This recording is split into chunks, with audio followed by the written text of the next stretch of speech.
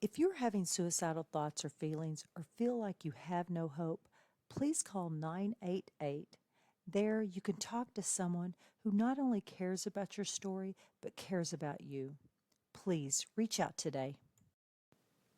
Thomas P. Murphy once said, "Minutes are worth more than money. Spend them wisely." At Minutes Wisely, we take that to heart. Our mission is to decrease veteran suicide by providing life-changing experiences for veterans, first responders, and Gold Star families. We believe that we can make a lasting impact by rekindling a sense of purpose and fostering community through sponsored tickets to sporting events. These experiences are not just about the game, they're about the moments that can change lives. A simple sporting event can boost joy and instill a sense of renewed hope and purpose for those who have served. Join us in making a difference. Become a moment maker and empower a veteran with rediscovered hope. Visit minuteswisely.com for more information and to get involved. Together, we can make every moment count.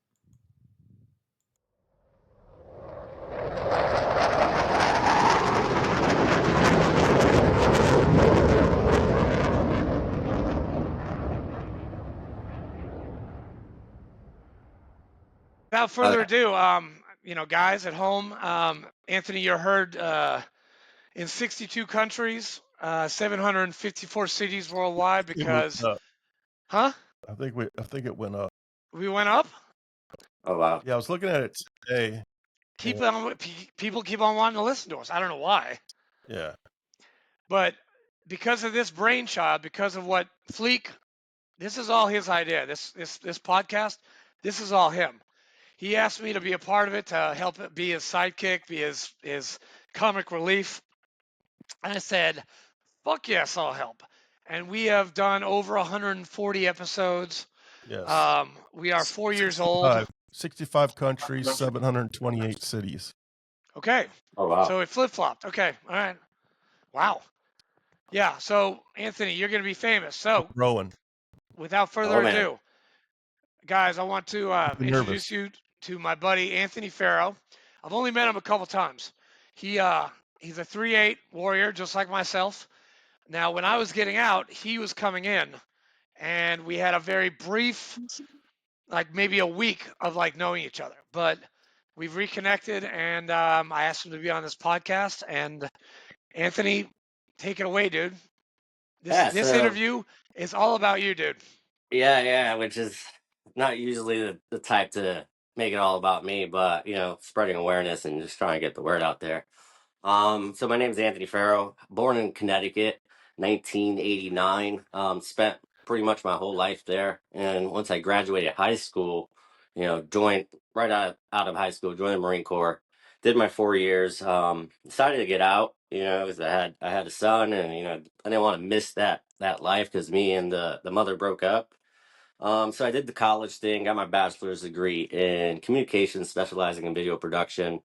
Worked in New York Nice. City for a bit, did the video side of stuff, and I learned real quick that wasn't for me. I was not that it was too much politics, wrong motives. I've done it. I did it because my sister was in the field and I had it in, and I like making videos. I still do, but it was a whole different. It was what not what I expected. So it took some time, and then eventually ended up in North Carolina, where I'm currently at in Beaufort, not Beaufort, even though it's spelled the same. Pirate Town, which obviously a pirate little vibe look I got going on, and started this program at a dive shop that they accepted the GI Bill. So it took me from open water all the way up to instructor, and if you want to continue to master scuba diver or trainer, you had the choice to do that. So I did that, and then luckily got connected with this company, private company that, in fancy words that you could say, we are salvage divers looking for artificial or artifacts from old shipwrecks, or you could say we're treasure hunters. If you go to Florida or you've been around there and you're a diver, you know exactly what that means. Yeah, and that's pretty much in a summary where I'm at right now. Dude, that was the quickest. That Yeah. was Yeah. that was one of the quickest ones we've ever had on this show. Holy shit. Well, We we'll have so go much into time to detail. fill. No, Yeah, it's no. just Hey, Anthony. No. You. So, hey, where? Okay, you went to Paris Island, obviously, or yes, did you go sir. to San Diego? No, Paris Island all day, Paris Island. East What Coast. battalion? I was golf company at 2106, 2007. Hey, 2081. Second. Hey, I was All second right. battalion. Yeah. Yeah, get some. And what? And then after 13 weeks of hell, where'd you go? SOI was Camp Geiger, so we did that, and then funny story. So when I was 17 when I signed that contract, and my parents didn't want me going infantry, so kind of had to tell a white lie with my recruiter for them to sign the paper. But like I was turning 18 that August, I went September 3rd, so if they didn't sign then, it was just delayed the process. But went to boot camp, did all that. 2 weeks while I'm in boot camp, my brother-in-law joined, but he went 0621 radio operator, which that's what I said I was going to do.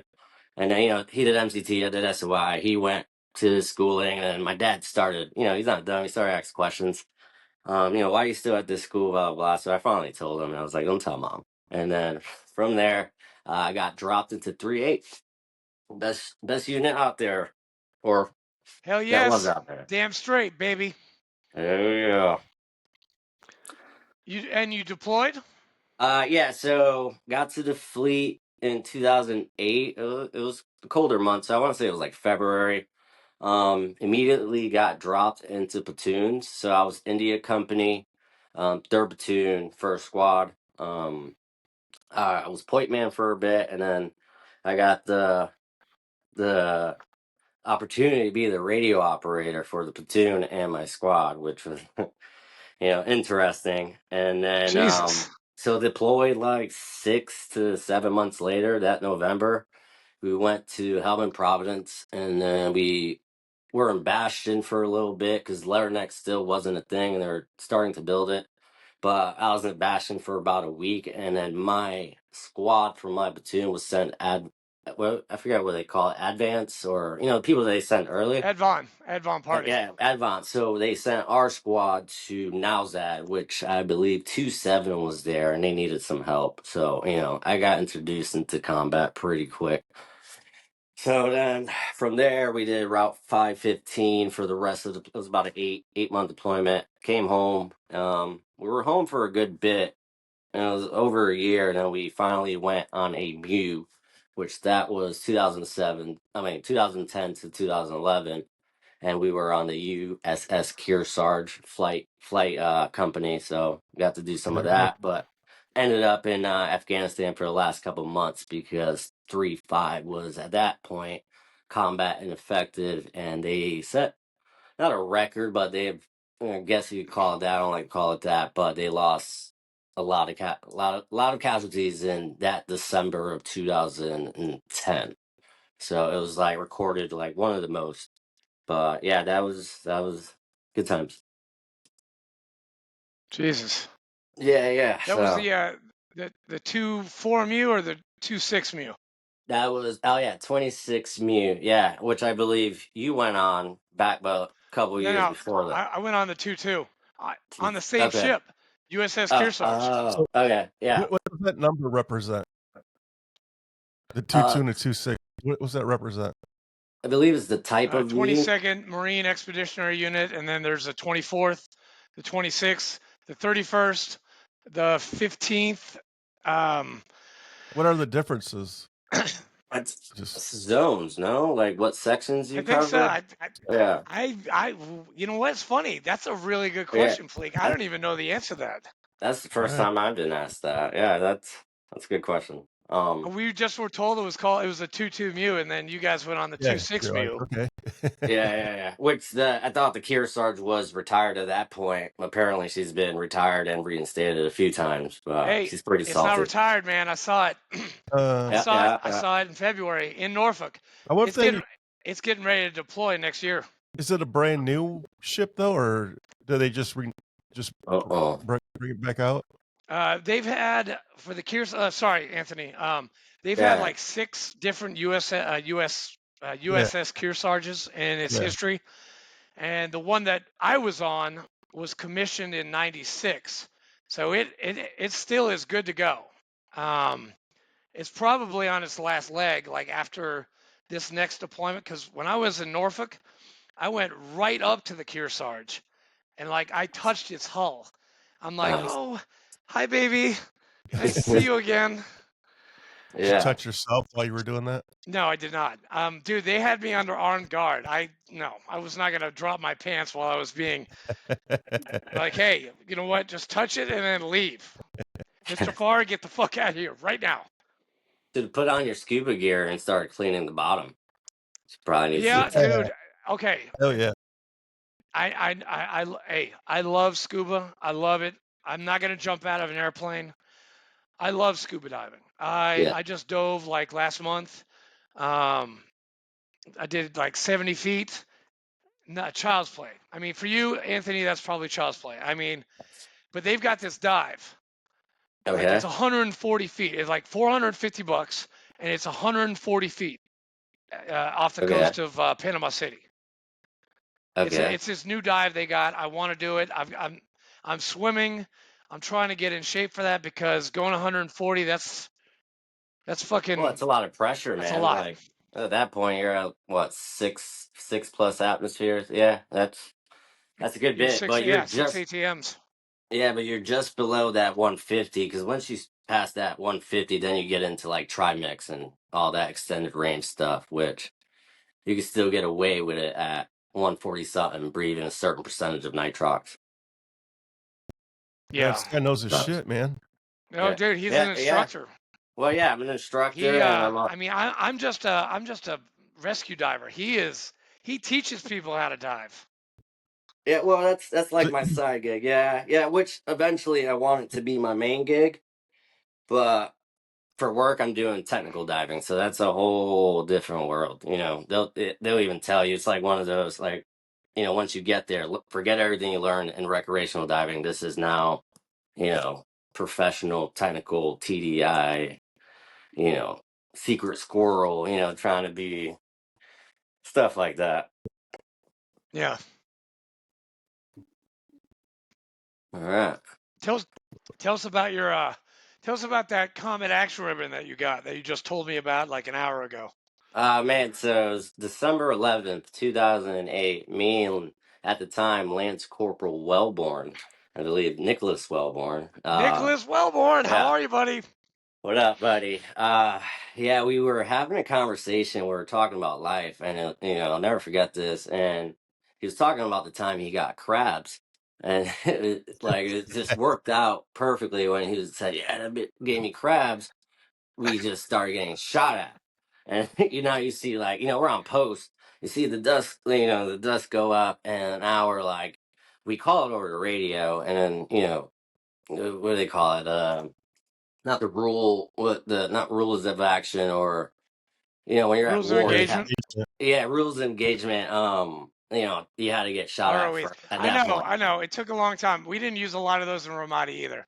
Yeah, so you know we're continuing getting shot at, and then finally I see him, and you know, and then Wellborn at the time has an M4 with a 203, and I just yell at him like, "Dude, shoot the fucking 203 at that!" You know, I called out the ad rack, and then he did it, and then from there now we're you know little fire battle, but there was Lima Company was out at the time, and you know they're maneuvering in, so they're trying to pin them down but shoot at us, and the way this place was set up, you know, we were right in the middle of this town.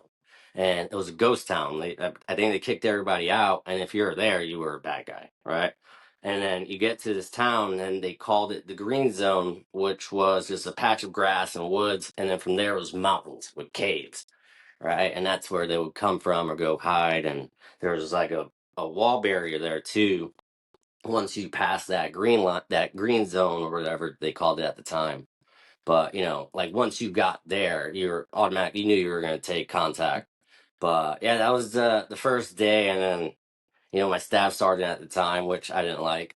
He was a 20-something year of staff, so, you know, terminal staff, but you know, avoided, I'm not going to say his name, avoided, you know, the combat time and then came in pretty much when I joined. So he was ready to staff, so they gave him a leadership position and all that. But it's funny because we're in a firefight and then you just see him running with a Mark 11 because before that he was a 0321 Scout Sniper, and then he sets up and all that, and I'm a boot at the time, and he's like trying to aim in whatever, but they're 1,000+ feet. I forget what the max range for a Mark 11, which probably 8 to 800 ish, Yeah, right? 800. Yeah, I think so. Yeah, and then I have a 240 right next to me. That's how every post had a machine gun, mounted on it, and I kind of said something to him, and he didn't like that very much, so he sent me away, and then pretty much gave me shit the whole time, like, oh, you think you're salty now, blah blah blah blah. Dude, I know. Well, we're not gonna say his name, but I know exactly who he is because he tried to Yeah. friend me on Facebook like fucking last year, and I uh, was like, nope, sorry, no, I no. got too many So friends. Sorry, dude. I was the first person from India Company, me and Wellborn, to get our combat action ribbons for that deployment. So that was pretty special. And then with him at the time, even though he did some things that I'll remember forever, but it made me a better Marine. We train how we fight. You got to be able to trust me. I got the psychology of it and why we do certain things, and passing Damn, along tradition. damn. Well, You talked to him? You talked to Wellborn? here and there, man. I'm not sure he's on Facebook. I was off Facebook for a while, just out at sea, focusing on me. But we'll hit up, once in the blue, see, checking on each other. It's I'm funny gonna, because dude. I'm gonna give him a call after this podcast is yeah, done. yeah. Send me his number, I man. haven't I'll talked give to him a that. shout. I haven't talked to that boot in fucking forever. Yeah, that's your boot, right? Yeah, that was my senior, your boot. He was on the Mew with us, and he was one of these. He's a great kid. He is, and now Yeah, he's an officer. yeah. He's a warrant officer. Yeah, yeah. He He's a warrant officer right now. lapped over to EOD after that deployment. Yeah, Yep, he's yeah, I can't. I'm not gonna call a warrant officer a boot, but I probably will. yeah. Oh yeah, you can call him whatever you want. That's your The boot. boot. Um, how many dives you got under your belt? Yeah, it's You funny stopped because every counting, time. didn't you? Yeah, because you know how you go on charters, they pass around that waiver and they ask you your highest certification and how many dives when you check in. I just started putting like 1,000+ because think about it, for work, man. I'm out there for weeks, and it's all weather dependent. But if it's good for 2 weeks, we're out there. I'm doing at least three to five dives a day, and that's if I'm not Jesus. bounce diving. And we're going to 120 feet at this specific location where we're doing some salvage work. So And when you yeah, go out, yeah. What was that? when you go out, do you stay out there or do you come back every day? No, we stay out there. So so it's a ship, right? I always call it a boat, but it's 100 on paper, 155-foot vessel with the mailboxes, aka blowers. You guys don't know what that is. It's these pipe looking things, cannons, where you drop them down and they go over the propeller and it creates a vortex, and it excavates the bottom of the ocean floor, which for something that's been sunken for so long, it's going to settle, right? And you usually get about 3 to 5 feet of sand that we have to move to get to rock bottom, because that's where everything's at, right? That's where you're going to find meg teeth, anything fossilized. And in our case, we're looking for treasure, which is gold coins and silver coins, or For anything real? that's shiny. Yes, sir. Yeah, Damn, that's yeah, dope. yeah. It's the coolest job I've ever had, man. I'm extremely blessed and lucky to get it. I've been, Is this a uh, private company or is it like some government thing? yeah. It was private. It was private when I started. So I started about 3 years ago. He's starting to. We officially got our research vessel, like title. So we're officially a research vessel and now for hire, which they got things lined up with NOAA, Phoenix, which they're the company that does like ROV or AUV, which is, have you seen the Titanics, those robots? Yeah. Yeah. So, we'll take them out. They'll look for whatever. They're actually the ones who found the Titan, the submergible sub that imploded. Yeah. Yeah. And then Those guys. Did they leave that thing down there? Is it still down there, or did they pick it No, up? they pulled it up. I'm sure the documentaries are out, but I knew as soon as they said they lost communication, they were done. Um, so So what? could have been avoided, but that's that type of stuff isn't regulated by anyone, not the government, not Coast Guard. Right. But I'm sure it will be at some point. But you got to have a lot of money to do that. Yeah. What's Yeah. the scariest thing you've ever seen down there? Um. So I Some think this shark ever last. go on you? Well, I like sharks. I'm the guy who swims towards them, but as long as I could see, right? So this last trip we were out, there was a storm. So we get out there. So it looks beautiful at the surface. It's crisp, that blue, that offshore blue. Then you get to about 60 feet, and it got cloudy and cold. So you have thermocline. So it went from 73 degrees to 68 degrees, and Mm-hmm. that's a punch in the gut. And I'm wearing a 3 mil, and then and it's brown and cloudy all the way down to you get about 10 to 5 feet from the bottom, which is 120. So one of the very last bounce dives I was doing, I was looking for our anchors because we'll drop them right strategically and then use ones that we want. But when we leave the site for that trip, we take the polyballs off and drop the lines on a thimble because somebody keeps stealing our balls, our polyballs. So, one of us, which is me, goes down, finds it, shoots a bag on it, bring it up, or if I find it in 30 seconds, I'll just swim it up. Or, I usually have a scooter. But I was down there and, I could see probably 5, 10 feet, and I just saw a flash of white and then it took off. And I said, not today. And I shot, and you're supposed to come up slow, and I Right. push it. Don't tell my students that, but I know me, my body. I know the rules of scuba diving and what I can and can't do. And I'm also doing tech diving. So, it's not something you'll do in recreational. Looky, no touchy, man. Good That's the lord. that's the rule when you're down there. Looky, no touchy. Well, yeah. Well, in my case, I am touchy because I'm trying to recover some stuff. But yeah. Man, What? about a year or two ago, we were talking to a Navy SEAL on the show, and he was telling us about like you'd be down there and you can't see because it's nighttime, and like shit's bumping into him. I'm like, hell no, man. Well, yeah, at night and especially in the ocean, there's a shit ton of nocturnal creatures out there, man. Yeah. Like big ass octopus and whatnot, and I feel like things are more active at night there. So, Do you have to? unless there's a, what was that? Do you go down at night? Do you go down at night when you're? Yeah, sometimes. I probably wouldn't go by myself, which I like what we do during the day. I say by myself, so you got to be.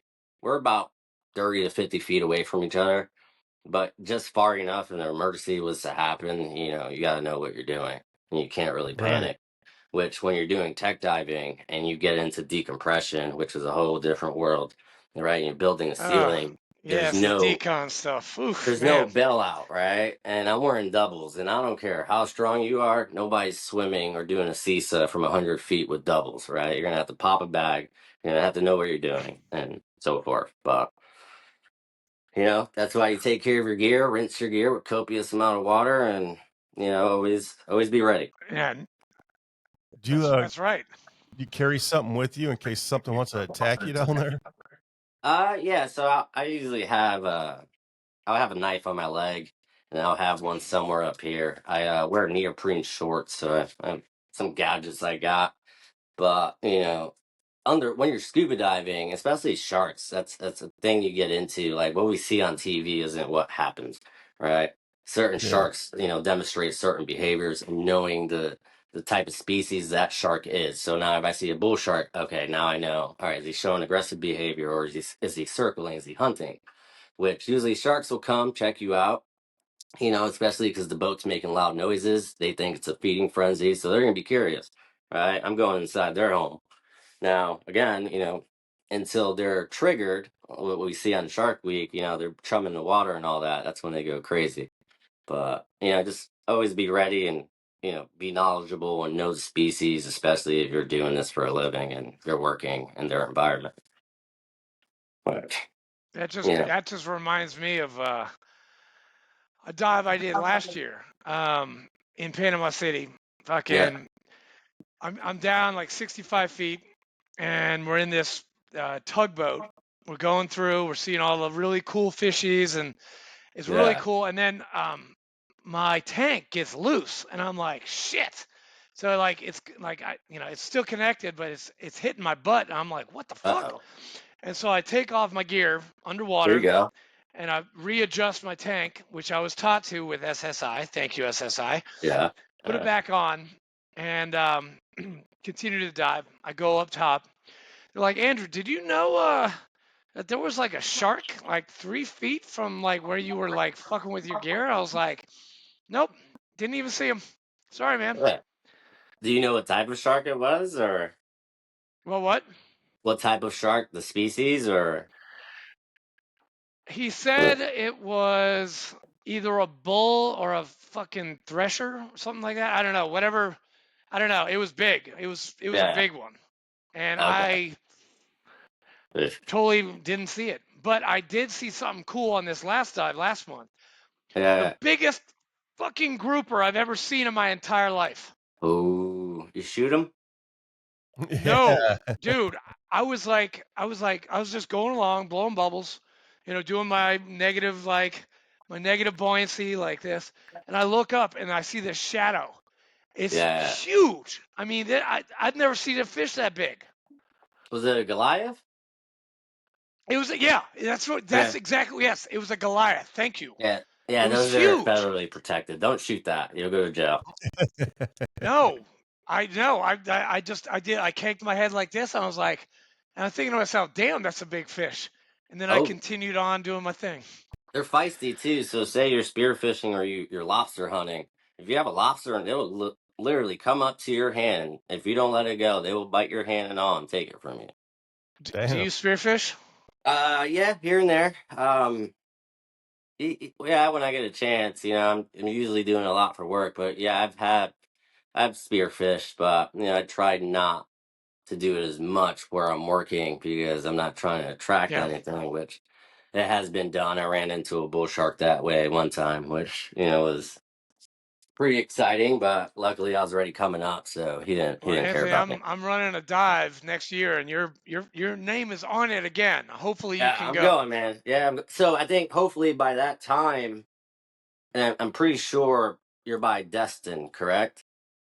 Yeah. And that so they're sinking the SS United States, which I want to go see. I want to go see before it leaves Bama, and they're making it an artificial reef in Destin, which will Oh now make yeah, it. yeah. That's right. The big ship. It will now make that the biggest artificial reef in our waters in the Gulf of America. Dude, Panama City Which was trying to get that boat so badly, and Yeah. they just couldn't get it, and they which lost it ship are to they doing? The SS United States, I believe, or is that's the that. Yeah, SS? Oh, yeah. Yeah, America or United? I think it's the United States, It's which was Yeah. Hold on. yeah. come on. Let me It check the looks like the phone. Titanic. That's why I like it so much. You know, Oh, yeah, that's right? United States. Good Yeah, yeah. update. Is that what it is? You're already on it, Flea? Yeah. Uh, historic ship prepares to be sunk. Golly, that Yeah. thing is massive, man. It's Good not. I think lord. it's like 1,100 feet or something. So the way they're sinking it, hopefully it lands okay. At the very bottom, sand will be like 202 or 212, something like that. But you go to the top deck. I think it's like at 70 or 80. So recreational divers could do it, and then technical divers could go do their thing, like training and whatnot, penetrating the Yeah. wreck. Yeah, which Jesus. yeah, it's cool, man. I kind of saw it when we're coming from Tampa, the shipyard on the ship I'm at, and we're going down and going around the keys and coming up, and we're passing the tugboat that was pulling it, which at the time was a Wow. big thing. Yeah, there were like videos, and it was going viral on social media for a bit, in the dive community at least. Uh, you Have- oh, sorry, go ahead, Flea. I Go ahead. was just gonna ask you, have you ever had to get in the chamber thing? Decompression Recompression chamber? chamber? No, no, I don't plan on it.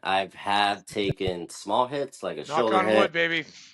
Yeah. I try to I not try. I set myself up for success where I don't but you never know. You never know what's going to happen.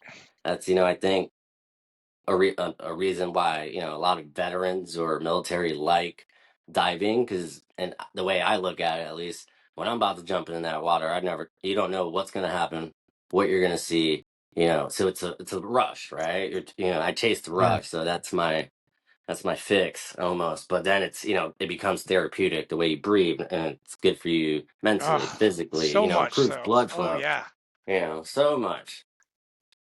Which, that's it. I mean, As an instructor, eventually when I do it, and I kind of mentioned this to Andrew about, I want to start some kind of nonprofit organization and giving back to the veteran community, how it helped me. And, there's one certification I want to get, which will allow me to certify like amputees and people with disabilities of those oh, the sorts. adaptive sports cert. Yeah, it's like it's something like that, which I just have to do the course, but I do plan on doing Yeah. that. And then to be a scuba instructor, you also have to be an emergency first responder instructor. So, doing first aid, CPR, and all that snaz, which is Coast Guard approved, which is nice. Do you carry Dan insurance? I do, so I had to carry two and the membership. So I carry my personal insurance, which I pay for the Guardian, why not? Yeah. It's only about 200 and something. And then I have to pay for my liability insurance in order to be in teaching status. Right. And that's Which is how much? That's expensive, right? it's going up, that's for sure. I think I paid it was like 1,100, but I did a certain course, a safety course, where it brought it down to like 900, which isn't terrible, and it's good for a year, but it's not retroactive, meaning like, I'm doing this job on the boat and I'm gone for 4 months. I can't pause it and be like, hey, I'm back Right. now and you continue. Yeah. So kind of got to bite the bullet on that, which, I was just going to ask you when you go out on that boat, how long you go for? so for, let's for this season, in North Carolina, we usually come during the summer or spring to about December. It's all weather dependent, man. So we'll Okay. park up, post up at Portside Marina in Moorhead, and if we'll read the window. Now, if it says it's good at minimum 3 days, we'll go out and work those 3 days. Or if it says 2 weeks, which is never really that. Like the max we do is about 7. That's just the right amount where you go stir crazy and you need to get back on land because you're running Yeah. low on stuff. Um, Yeah. but yeah, that's you have your pros and cons. The con is you never know when you're going to be home, so it's hard to schedule and do things and social life and whatnot. See your kids if you have kids, family, and yes, and stuff in that nature, which takes a toll on you after a while. Well, that's cool, man. Do they pay you like a straight salary, or just when Um, you only get paid when you're diving, or how's that work? I was working for trying to get salary, but I am technically an independent contractor providing my dive services, and I get Uh, a day rate. I gotcha. So yeah, which is it. They feed me, they buy groceries, somewhere to sleep. I sleep on the ship. I had my own room for about a year and a half, which was nice. Now I got a roommate, which is I don't know how I feel about it. But That's cool, man. yeah, dude, it's my little I call it like my room, my dungeon, right? There's no portholes, no windows, so Dude, it's you're living the life, man. I wish I could fucking dive all the time. That'd be yeah. fucking awesome. And I say it a lot to people. They're like, "Oh, you're like a pirate." I'm like, "Yeah, pretty much like a modern day pirate, right?" Yeah. Which, I- You got the hair for it, I'll tell you that. yeah, the hair. I've still got my tan going. I didn't think it was possible to tan anymore, but Yeah, man, dude, some of your videos, like you have like a I mean, wicked tan. I'm I in the mean, you are sun, dude. like you're like black. Dude, I'm going salt water to the sun. You're in the middle of the ocean to salt water, back and forth, and I'm usually just rocking silkies. I'm still representing in that aspect of it. I'm wearing them tonight, Dude, just I in got your them on honor. too, bro. Like right here, silkies up. Dude, that's what and I always tell people. Like, I'm always ready. Like, we'll go to the beach or whatever. It could be February or December. I have silkies on, and I will jump in that ocean right if it's cold out. I'll do it right when we're leaving. But I'm always ready, man. And then I'm glad you brought that up because, like, when I was leaving, I heard when I was leaving 3-8, when I was yeah, going, my last fucking drive through the gates of fucking hell, and then I'm like, see ya, Camp Lejeune. yeah. Um, I heard a rumor, and I know it's true, but I was hearing a rumor that they were taking away the silkies. Now, were you wearing? Were you guys able to wear silkies up until like 2010, and then they got rid of them? So yeah, that. So what happened? See that happened around the time I was getting out because they talked about it for a bit. It's the whole era of the tattoo thing and all that. Um, it wasn't that they did get rid of the silkies that are short, and so you had to wear PT shorts that at least went to your like above your kneecap. You couldn't wear the Ah, terrible. because there No there was too way. much complaints of all the dudes junks, Mothers Against America or whatever they call it, or there's too many complaints by female Marines that we were showing off our package. Hey, they didn't mind in 2004 and 2005. I mean, come on. Didn't mind back in the day, Hey, bro. I still got my a green pair from the PX from the 7 Day store on Camp Lejeune that I bought in 2005, and they still fit great. Mhm. Well, you Yeah, should go yeah, back to my day when they didn't allow women anywhere near combat. yeah. I've Yeah. heard stories, but I don't. Is that like are they officially they're integrated into the grunt units? No, or Yeah, our old CO was the first battalion commander to have women in his infantry unit, and that was 1-8. okay. Remember Colonel McClam? Remember him?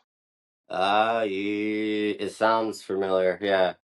Uh, He was probably, yeah, he was our CO in 2008. Little black guy, I think he transitioned, right? Is that Reggie who's it? McClam. Yeah, he's a colonel now. Yeah, He's yeah, I out in, remember him. I remember him. Yeah. Yeah, yeah, yeah, yeah. Okay, yeah. but he's a good guy. I like Colonel McClam. He's probably going to be a 1-star soon. I mean, he's probably going to be coming out of the Marine Corps with the way he's going. Yeah, yeah. Oh. That's pretty dope. So, Anthony, Yes, sir. do me a favor, man. Pick a number between 1 and 10. Make it a Uh good one. Huh? So make it a good one. Yeah, lucky make it a number good one. seven. Seven. Oh, Jesus. A lot of people Everybody, pick every one of our guests pick We 7. haven't had a 7 in a while, so No, we'll do it. Wait, Anthony, that's my lucky number. We'll do it. That's yeah. fun. All right. Number 7. What advice would you give to someone facing a difficult situation or feeling unsure about their capabilities? So I would tell, the wisdom of what I've gotten over the years and giving back what was freely given to me. If they're in that situation, I would say they're stressing about, the unknown, which in our case is the future, and trying to control it. So, I don't know if you believe in a higher power or not, trust in them, pray a lot, and, just know it's temporary. And in due time, it's going to change, right? Life is a roller coaster, doesn't matter who you are. Feel your feelings, talk about it, reach out for help. A lot of us are stubborn when we get out, or just in general, right? Marines, you can't go to BAS and complain. Um, but talk about it. There's help out there. Doesn't make you less of a man or make you a bitch. It's just we care, and before it's too late, we can't help you if you don't talk about it. So if you're struggling, chances are, well, not chances are that someone has went through what you went through. Just Yep. know it's temporary and trust in your higher power, whoever that is. Yes, absolutely. Dude, awesome. That was perfect, man. Yeah. Hey, this is my Fleek, first podcast ever too, man. You guys broke the cherry, Oh so yeah. dude, hey, you're doing great, man. You're doing fantastic. You did awesome, man. Awesome. yeah, dang, Fleek, you little got any technical safe rounds difficulties, for but What was Yeah. that? We work around them. Yeah. Adapt and overcome, right? Like we said earlier. That's Fleek, What you was the right. got any question? saved rounds for Mr. Ferro? No, man, I'm good, man. Just thanks for Anthony, coming thank you so on. much. Yeah, buddy, and It's I'll send you what I. we're at. I'm sorry. I'll send you what I Sorry, go ahead. can. I'll send you what I can, like pictures or videos of some artifacts we've found. That way, maybe post production or something. It's pretty cool. Hell yeah. Definitely. Yeah, no, The yeah. his. Send it to me or send it to Fleek, and I'll make a post about that. Hell yeah. Yeah, man. Absolutely. Yeah. I'll stick it in the show for sure. Anthony, Yeah. thank you so much, man, and I'll be talking to you soon. Yes, And sir. Yeah. next year, you're definitely. I've got 2 people already signed up. You're one of them, and Yes, Philip sir. Prosco from remember Prosco? Do you remember Prosco? Kilo Company. I don't He was believe about so. he was my age. He and I got out at the same time. Okay. But But he's man, going when too. He wants to. when you were Huh? getting out, I was just a boot. At that, I was even a boot. I was a shower shoe. I wasn't talking to anybody that had a Lance Corporal Shower chaperone shoot. on or anything like that. Was Lay low. Micah Howard part of your boot drop? Doesn't Was ring he a a 3.8? bell. He It was. doesn't He ring. was 3'8". He came in after. I met him once before I left, and that's about the same time that Anthony came to 3'8". When did you Yeah, come? When did you come to 3'8"? Did you come to 3'8" after we got back from the Mew? yeah. You guys like just got back, not too. Like you guys got back, and there's people like transitioning out, like Sergeant Tommy or whatever his name. He was still with third platoon, but they were doing the whole checkout process. But I remember walking into the quad and everybody on the catwalk, and they're just whistling like Yep. fresh meat, and I was like, here we go, Fresh meat. here we go. So yeah. Um, Well, dude, that, this yeah, has been a real treat, man. I'll give you a call later this week. Fleek, thank you yep. so much, man. Hey, stick around while we shut it down. Make sure everybody uploaded. Yeah. All Just Okay. right. 2 Well, seconds, Anthony. yeah. Yes, sir. See you I got guys. you. Thanks for joining. Thanks We'll for see having you guys us. next week.